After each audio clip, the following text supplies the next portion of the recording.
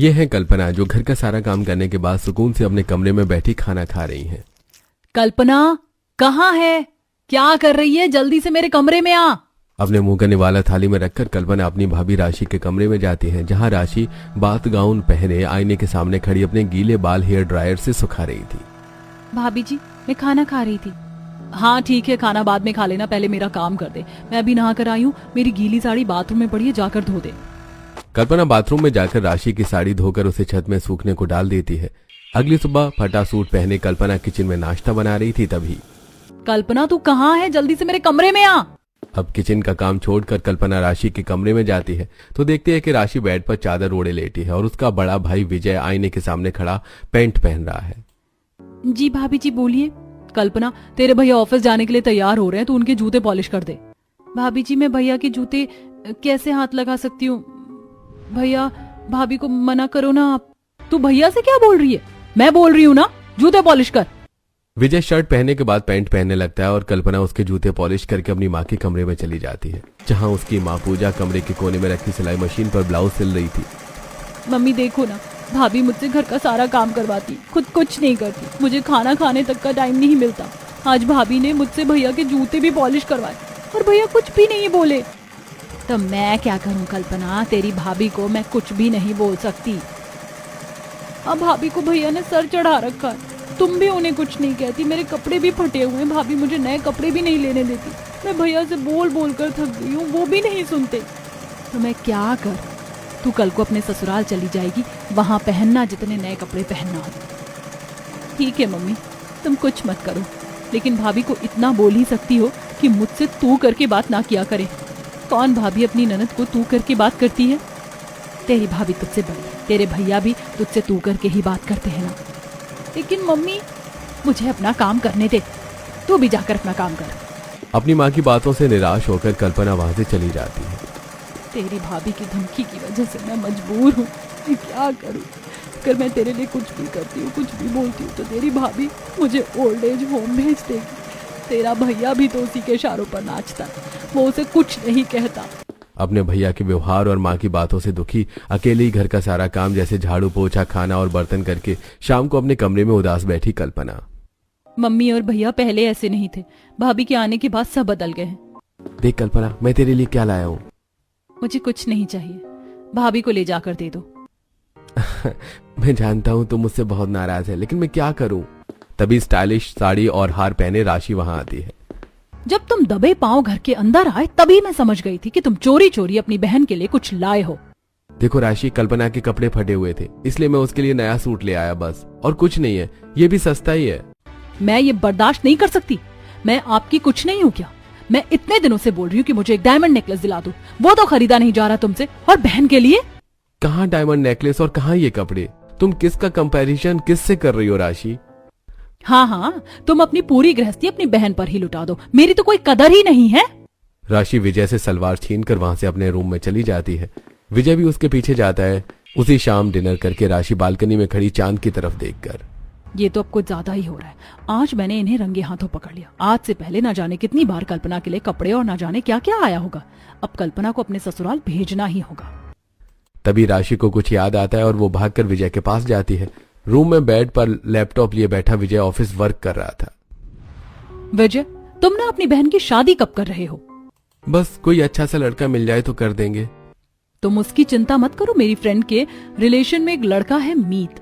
हाँ वो तो ठीक है, बट ऐसे कैसे बिना देखे और जाने अपनी बहन की शादी किसी से भी कर दूं? ना उसका पता ना उसके परिवार का। मीत अपनी बीमार माँ, 4 छोटे भाइयों और पिता के साथ रहता है। उसके घर वालों को तुम्हारी बहन जैसी कामकाजी बहू चाहिए। मीत मल्टीनेशनल कंपनी में जॉब करता है। अब और क्या जानना है उसके और उसके परिवार के बारे में? मैं ऐसे घर में अपनी बहन की शादी नहीं करवा सकता। वहां तो वो काम कर करके ही आदी हो जाएगी। इसी दिन के लिए मैं तुम्हारी बहन को ट्रेन कर रही थी, उसी से घर का सारा काम करवाती थी, ताकि शादी के बाद ससुराल में उसे काम करने में कोई परेशानी ना हो। अरे लेकिन उन्हें भी तो कल्पना पसंद आनी चाहिए ना। उन लोगों को कामकाजी बहू चाहिए। तुम्हारी बहन के बारे में जानकर वो लोग रिश्ते से मना नहीं कर पाएंगे। तुम कल ही उनके घर जाओगे और रिश्ता पक्का करके आओगे। अब मैं कुछ नहीं सुनना चाहती। अब विजय राशि के दबाव में आकर मीत से कल्पना की शादी करवाने के लिए तैयार हो जाता है। मीत के मम्मी पापा को भी कामकाजी बहू चाहिए थी, इसलिए वो लोग भी कल्पना को अपनी बहू बनाने के लिए तैयार हो जाते हैं। कल्पना शादी करके मीत के घर जाती है, जहां दुल्हन बनी कल्पना और दूल्हे मीत के स्वागत में आरती की थाली लिए उसके ससुर ललित, चारों देवर राहुल, विशाल, विनोद और आशु खड़े होते हैं और व्हील चेयर पर उसकी सास ज्योति भी वहीं होती है। वेलकम होम भाभी जी, आपका स्वागत करने के लिए I am so excited. Delhi पर चाय का कलश, हॉल के फ्लोर पर वेलकम भाभी के फूलों से बनी रंगोली, लाल गुलाब की पंखुड़ियों से हॉल से रूम तक बना रैंप, पूरे हॉल में गेंदे के फूलों की सजावट। तभी घर की इतनी भारी सजावट देखकर हैरान होकर और परेशान होकर कल्पना, ससुराल वाले अपनी बहू का वेलकम इस तरह से भी करते हैं क्या? मैंने तो आज तक कहीं नहीं देखा और ना सुना, लेकिन इन लोगों ने ये सब क्यों किया? अब मुझे ही ये सब साफ करना होगा। सोचा था कि थोड़ा आराम करूंगी, लेकिन आते ही अब मुझे काम करना पड़ेगा। तुम किस सोच में पड़ गई बहू? जल्दी से कलश गिराकर गृह प्रवेश करो। कल्पना कलश गिराकर मीत के साथ पहला कदम घर के अंदर रखती है। उसका देवर आशु उन दोनों की आरती उतारता है। बहू, मैं तो काफी लंबे समय से बीमार हूँ। अब तक ये पूरा घर तुम्हारे पति और देवरों ने संभाला हुआ था। तुम आ गई हो ना, तो अब इस घर को संभालने की जिम्मेदारी तुम्हारी है। काम की बात करके तुम अभी से बहू को डरा दो, बेचारी थकी हुई होगी। तुम ये सब बातें बाद में कर लेना। बहू, तुम अभी अपने कमरे में जाओ और आराम कर लो। फर्श पर बिछे फूलों पर चलकर कल्पना और मीत कमरे में जाते हैं। पूरा कमरा फूलों से सजा हुआ था। बेड पर गुलदस्ते और गुलाब की पंखुड़ियां बिखरी हुई थी। बेड पर बैठकर कल्पना, इतना बड़ा घर है, इतने सारे लोग हैं, बताओ मैं ये सब कैसे संभाल पाऊंगी? अगर मुझसे कोई गलती हो गई तो? तुम चिंता मत करो, हम सब है ना तुम्हारी मदद के लिए। अभी तुम थोड़ा आराम कर लो। हाँ, आराम करूंगी ही। सुबह जल्दी उठकर पूरे हॉल की साफ सफाई मुझे ही जो करनी है। मेरे अलावा इस घर में कोई दूसरी औरत है भी जो काम कर सके? अब सुबह कल्पना साड़ी पहने और सुहागन का पूरा श्रृंगार किए हॉल में आती है और पूरा हॉल साफ और व्यवस्थित देखकर, ये किसने किया? कहीं मेरी सास ने तो नहीं, वो तो अपने पैरों पर खड़ी भी नहीं हो सकती। तो फिर कहीं मेरे देवरों ने तो वही होंगे। यार, मुझे क्या करना? कल्पना हॉल में खड़ी सोच ही रही थी कि हॉल की सफाई किसने की। तभी वहां उसके ससुर ललित जी आते हैं। तुम यही सोच रही हो ना कि हॉल किसने साफ किया? ये सब तुम्हारे देवरों का काम है। अब तुम जल्दी से किचन में जाओ और हम सब के लिए कुछ मीठा बना दो। अब कल्पना किचन में जाकर गैस चूल्हे पर बड़े से पतीले में दूध उबालने रख देती है। तभी उसका देवर राहुल वहां पनीर लेकर आता है। भाभी जी, खीर के साथ साथ आप मेरे लिए शाही पनीर भी बना देना। ठीक है देवर जी। तभी राहुल कल्पना को पनीर देकर वहां से चला जाता है। अब कल्पना उबल रहे दूध में चावल डालकर पनीर के स्लाइस काटने लगती है। तभी वहां पत्ता गोभी, गाजर और शिमला मिर्च लेकर विशाल आता है। भाभी जी, मैदा तो किचन में ही रखा है, मैं सब्जियां ले आया हूँ। आप मेरे लिए मंचूरियन बना दीजिए, मुझे बहुत पसंद है। ठीक है देवर जी। कल्पना को सब्जियां देखकर विशाल वहां से चला जाता है। अब कल्पना दूध में शक्कर डालकर सब्जियां चॉप कर रही होती है कि तभी, अरे बहू, खीर बनाने में इतना समय लगता है क्या? जल्दी लाओ, भूख लगी है। बस पापा जी, थोड़ी देर में लाई। कल्पना पतीले में पक रही खीर में ड्राई फ्रूट्स डालकर पनीर स्लाइस करने लगती है। तभी, भाभी जी, शाही पनीर बनाया नहीं? बस देवर जी, खीर पक जाए उसके बाद बनाती हूँ। मेरे 4 हाथ थोड़ी ना है जो मैं एक साथ खीर भी बनाऊं और शाही पनीर भी। भाभी जी, मंचूरियन बनाने में इतना टाइम लगता है क्या? अरे बहू, जल्दी करो, मुझे बहुत भूख लगी है। कल्पना एक साथ 3 काम कर रही थी। कभी करछुल से भगोने में पक रही खीर चलाती, तो कभी सब्जियां चॉप करती, तो कभी पनीर के स्लाइस कट करती। अब तीनों काम एक साथ करने की वजह से खीर जल जाती है। लो, ये खीर भी जल गई, अब मैं क्या करूं? कल्पना बहू, जल्दी करो, कुछ खाने के बाद ही मैं अपनी दवाइयां खा सकती हूँ। डाइनिंग हॉल में बैठे कल्पना के पति, चारों देवर और सास ससुर बारी बारी से उसे आवाज लगा रहे थे। बार बार उनकी आवाज से और खीर जल जाने से झुंझलाई कल्पना भगोने में जली हुई खीर लेकर डाइनिंग हॉल में जाती है, जहां पहले से ही डाइनिंग टेबल पर पुलाव, बिरयानी, हलवा, छोले भटूरे, मंचूरियन, दाल मखनी और तंदूरी रोटियां रखी हुई थी। कल्पना को देखकर उसके चारों देवर एक साथ, सरप्राइज भाभी, सरप्राइज भाभी, सरप्राइज भाभी। हमें पता है कि यह आपकी पहली रसोई है, तो रसोई में हम आपकी मदद नहीं करवा सकते। भाभी जी, हम इतने सारे लोग हैं, आप अकेले खाना बनाओगी तो आपके देवरों को अच्छा थोड़े ना लगेगा। तुम्हारे चारों देवरों ने तुम्हारे लिए ये सरप्राइज प्लान किया था बहू। आओ, अपने हाथों से छूकर खाना शुभ कर दो। अब कल्पना सभी खाने के बर्तनों को छूकर शुभ करती है। अरे, तुम ये सोचकर परेशान मत हो ना कि इतना बड़ा घर अकेले कैसे संभालोगी। हम सब और खासकर तुम्हारे चारों देवर हैं तुम्हारी मदद करने के लिए।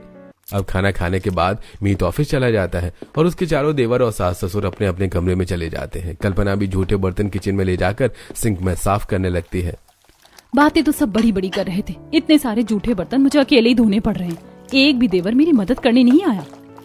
बर्तन साफ करने के बाद उन्हें व्यवस्थित जमा कर कल्पना अपने रूम में आ जाती है। कल्पना अपने बेड पर उदास बैठी थी, तभी उसके चारों देवर वहां आते हैं। भाभी जी, आप उदास क्यों बैठी हो? अरे भाभी जी को कोई गिफ्ट नहीं मिला ना, इसलिए वो उदास हैं। तभी नेकलेस देते हुए राहुल। सरप्राइज भाभी जी, आपको आपके सभी देवरों और सास ससुर की तरफ से पहली रसोई पर यह नेकलेस। उदास कल्पना नेकलेस ले लेती है। आपको आपके चारों देवरों के दोनों सरप्राइज कैसे लगे भाभी जी? बहुत अच्छे। लगता है भाभी जी को अपने मायके की याद आ रही है। हाँ देवर जी, मुझे अपनी माँ की बहुत याद आ रही है। भाभी जी चलो आपको पार्क घुमा कर लाते हैं, आपका मूड फ्रेश हो जाएगा। नहीं नहीं, मैं अभी पार्क कैसे जा सकती हूँ, वो भी आप लोगों के साथ। अरे भाभी जी, हम आपके देवर हैं, ज्यादा कुछ मत सोचिए। अब कल्पना के चारों देवर उसे पार्क में ले जाते हैं। पार्क में चारों देवरों के साथ आइसक्रीम खाती हुई टहलते हुए कल्पना। वाह देवर जी, आप सभी तो मेरे भैया से भी अच्छे हो। वो कभी मुझे पार्क घुमाने नहीं ले गए। भाभी जी, आप हमें अपने छोटा भाई ही समझिए। उन लोगों की बातें उनके पीछे चल रही किरण भी सुन रही थी। चलिए देवर जी, अब घर चलते हैं, बहुत देर हो गई है, घर पर बहुत काम भी है। तभी वो पांचों वापस घर आ जाते हैं। शादी के दूसरे महीने शाम को कल्पना डाइनिंग हॉल में अपने चारों देवरों, व्हील चेयर पर बैठी अपनी सास ससुर और पति के साथ बैठी खाना खा रही थी। तभी वो भागकर किचन में जाती है और सिंक में उल्टियां करने लगती है। तभी घबराए हुए उसके चारों देवर भी उसके पीछे जाते हैं। अरे क्या हुआ भाभी जी आपको? भाभी जी, कुछ जल्दी डॉक्टर के पास ले चलते हैं। राज, जल्दी से गाड़ी निकाल, जल्दी कर। अरे आप सब बेवजह इतना घबरा रहे हैं, मुझे कुछ नहीं हुआ। अचानक से जी मिचलाया और उल्टियां होने लगी। अब मैं बिल्कुल ठीक हूँ। इतना कहकर कल्पना वापस डाइनिंग हॉल में आकर अपनी सास ज्योति के बगल में बैठ जाती है। तभी ज्योति उसकी कलाई पकड़ लेती है। अरे बुद्धू, ये डॉक्टर के पास जाने का समय नहीं है, बल्कि खुशियाँ मनाने का समय है। मैं दादी बनने वाली हूँ और तुम सब चाचा। इसका मतलब भाभी प्रेग्नेंट है? हाँ बुद्धू। अरे फिर भी कल्पना को डॉक्टर के पास तो ले जाना ही पड़ेगा ना। राहुल, विशाल, विनोद, आशु और मीत उसी समय कल्पना को डॉक्टर नवीन के क्लिनिक लेकर पहुंच जाते हैं। कल्पना की भाभी चेक करने के बाद डॉक्टर नवीन। देखिए, आप अब माँ बनने वाली हैं, तो अब आपको स्ट्रेस लेने की जरूरत नहीं है, टेंशन लेने की जरूरत नहीं है, और ना ही ज्यादा वजनी सामान उठाने की, नहीं तो प्रेगनेंसी पर असर होगा। आप चिंता मत करिए डॉक्टर साहब, हम सब अपनी भाभी को कुछ भी नहीं करने देंगे। कल्पना का चेकअप करवाने के बाद वो पांचों उसे घर ले आते हैं। अगली सुबह कल्पना हॉल में झाड़ू लगा रही थी, तभी वहां आशु आकर। भाभी जी आप रहने दो, मैं कर लूंगा। आशु को झाड़ू देकर कल्पना किचन में जाकर गैस चूल्हे पर पतीला रखती है कि तभी वहां विनोद और राहुल आ जाते हैं। ये आप क्या कर रही हो भाभी जी? इस वक्त किचन में सुबह का नाश्ता बनाऊंगी और क्या करूंगी। अब से आपको किचन में आने की कोई जरूरत नहीं है। अब से किचन का सारा काम हम दोनों संभाल लेंगे, आप जाओ यहाँ से। उसी दिन शाम को कल्पना छत में सूख रहे कपड़े उठा रही थी, तभी वहां विशाल आता है। भाभी जी, आपको सीढ़ियां चढ़ने की क्या जरूरत थी? अगर आपका पैर फिसल जाता तो अब से छत का सारा काम मैं देख लूंगा, आपको छत में आने की जरूरत नहीं है। छत से आने के बाद कल्पना हॉल में रखे सोफे पर बैठ जाती है, तभी उसके चारों देवर भी वहां आते हैं। ये आज तुम चारों को हो क्या गया है, मुझे कुछ करने ही नहीं दे रहे हो। भाभी जी, आपको डॉक्टर की कही बात याद है ना? अब से आपकी डिलीवरी होने तक घर का सारा काम आपके चारों देवर संभालेंगे, आप बस आराम करिए। प्रेगनेंसी के दूसरे मंथ कल्पना सुबह साड़ी पहने घर के सामने आंगन में लगे तुलसी के पौधे में पानी डाल रही थी, तभी उसे देखकर चंपा के घर के सामने खड़ी किरण और चंपा। बताओ कितनी किस्मत वाली है, प्रेगनेंसी की खबर सुनते ही सारा काम इसके देवरों ने संभाल लिया। इसे एक तिनका भी यहाँ से वहां नहीं रखने देते हैं। काश मेरे देवर भी ऐसे होते जो मेरा इतना ख्याल रखते। तुलसी के पौधे में पानी डालकर कल्पना अपने कमरे में जाकर बेड पर बैठकर गर्भ संस्कार नाम की किताब पढ़ने लगती है। तभी किताब का एक पैराग्राफ पढ़कर, प्रेगनेंसी के दौरान शरीर को पूरा आराम नहीं देना चाहिए, घरेलू काम करते रहने चाहिए, जैसे कि झाड़ू लगाना, पोछा लगाना, नहीं तो डिलीवरी के समय प्रॉब्लम होती है। वो आर्टिकल पढ़ने के बाद कल्पना हॉल में जाकर पोछा लगाने लगती है, तभी वहां आशु आता है। भाभी जी, मैंने आपको क्या कहा था? आपने जो कहा था मुझे सब याद है, लेकिन अब जो मैं कह रही हूँ वो आप ध्यान से सुनिए देवर जी। तभी वहां राहुल, विशाल और विनोद भी आते हैं। कल्पना उन चारों को किताब में लिखी बात समझ आती है। भाभी जी, अगर ऐसी बात है तब भी आप कोई काम मत करिए, हम चारों भाई मिलकर आपके लिए कोई और व्यवस्था कर देंगे। उस दिन के बाद कल्पना के चारों देवरों से अलग अलग एक्सरसाइज करवाने लगते हैं। राहुल कल्पना को ट्रैक सूट पहनाकर जॉगिंग के लिए पार्क ले जाता है। विशाल और राज कल्पना को छत पर जिम सूट पहनाकर कार्डियो करवाते हैं। विनोद कल्पना को रूम में योगा सूट पहनवाकर योगा करवाता है। योगा करने के बाद कल्पना, देवर जी आज मेरा खट्टा खाने का बहुत मन कर रहा है, प्लीज बाजार से कुछ खट्टा ले आइए। अभी गया और अभी लाया भाभी जी। विनोद वहां से जाता है। प्रेगनेंसी के तीसरे मंथ कल्पना डाइनिंग हॉल में अपने पूरे परिवार के साथ बैठी डिनर कर रही थी। कल्पना थोड़ा थोड़ा बिरयानी, छोले भटूरे, दाल मखनी और रोटियां खा रही थी। तभी उसे देखकर राहुल, क्या हुआ भाभी जी, आज खाना अच्छा नहीं बना क्या?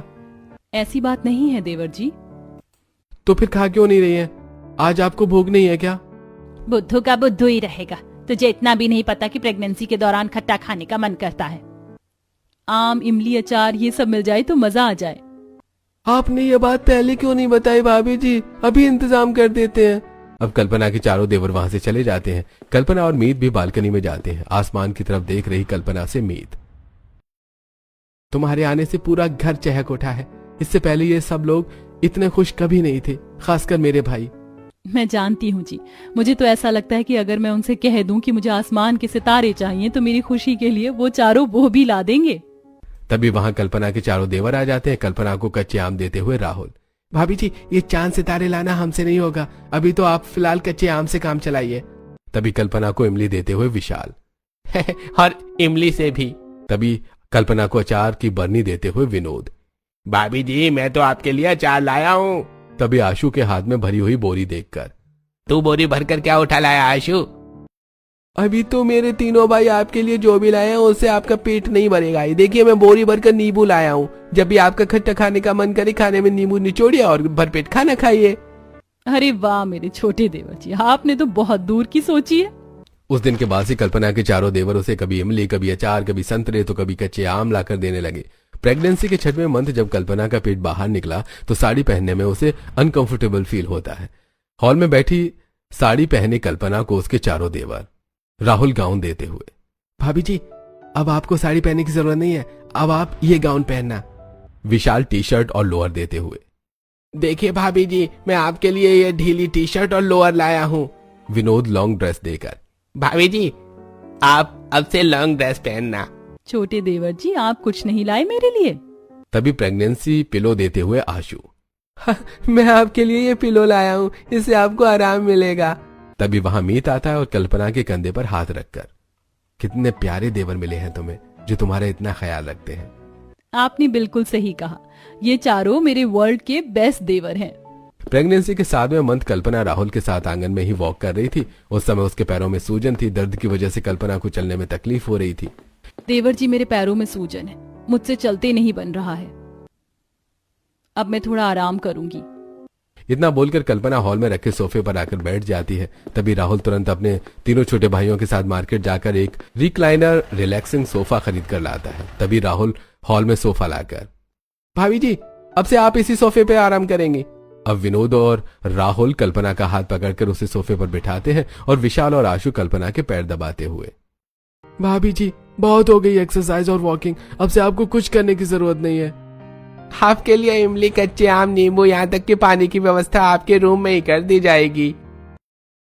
रूम से हॉल, हॉल से रूम, बस यहाँ से कहीं और जाने की जरूरत नहीं है आपको भाभी जी। ठीक है देवर जी, मैं सब समझ गई। अब से हम चारों में से एक हमेशा या तो आपके साथ रहेगा या आपके रूम के बाहर। लेकिन क्यों देवर जी?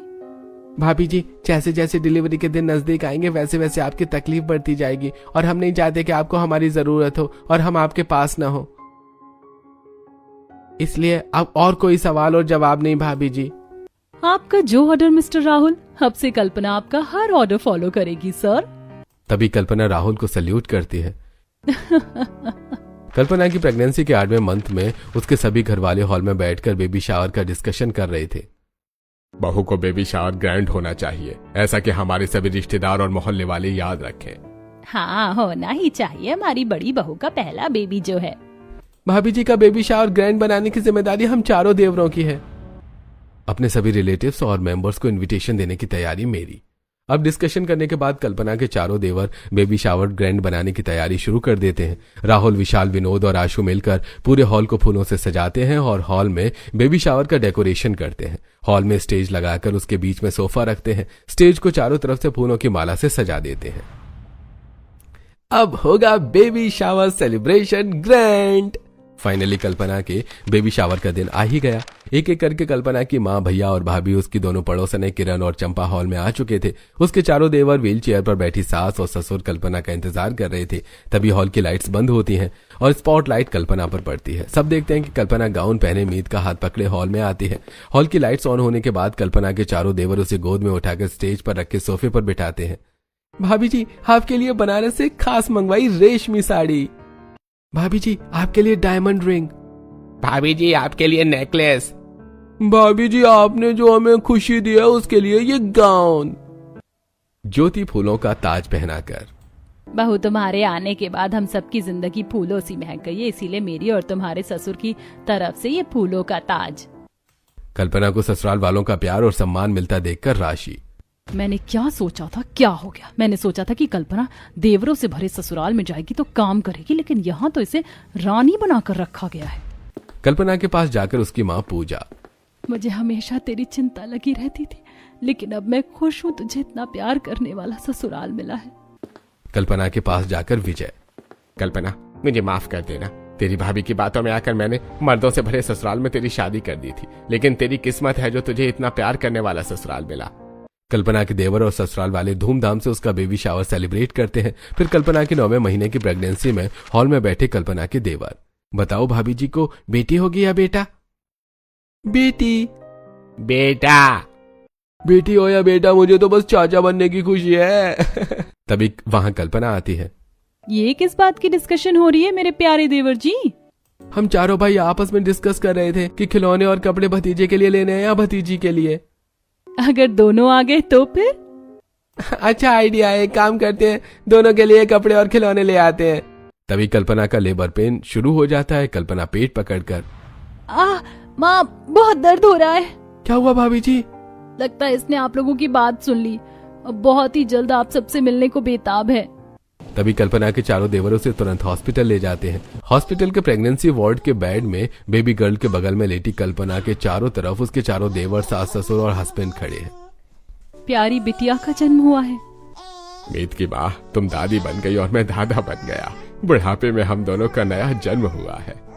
अरे वाह, मैं चाचा बन गया। मैं अपनी भतीजी के साथ पूरा दिन खेलूंगा।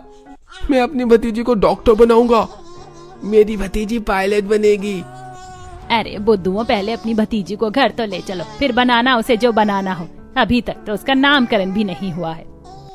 कल्पना, आज पूरी दुनिया की खुशियां समेट कर तुमने हम सबका जीवन खुशियों से भर दिया है। अब बहू को आराम करने दो। तुम सब घर जाओ और बहू के स्वागत की तैयारियां करो।